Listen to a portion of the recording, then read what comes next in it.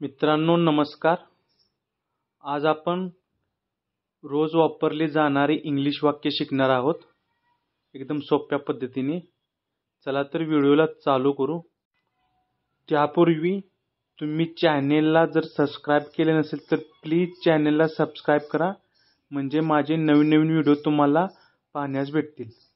चला तर व्हिडिओ चालू करू. रोज वापरली जाणारी इंग्लिश वाक्य.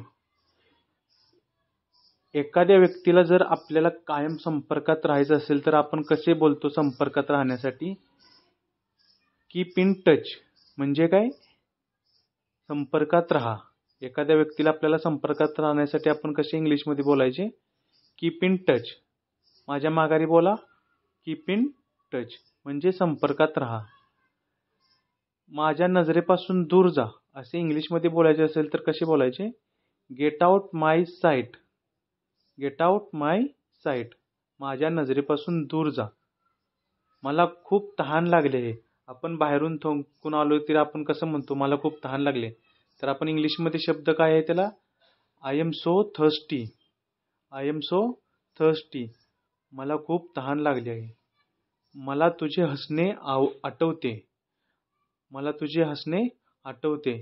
I miss you lung. I miss you lung.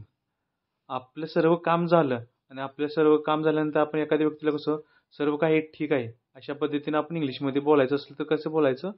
Everything is fine. कसे बोलायचे? माझ्या माघारी बोला, एव्हरीथिंग इज फाईन. सर्व काही ठीक आहे. तर मित्रांनो, कसा आवडला व्हिडिओ? जर व्हिडिओ आवडला तर प्लीज चॅनलला सबस्क्राईब करा, म्हणजे नवीन नवीन व्हिडिओ तुम्हाला पाहण्यास भेटतील. धन्यवाद.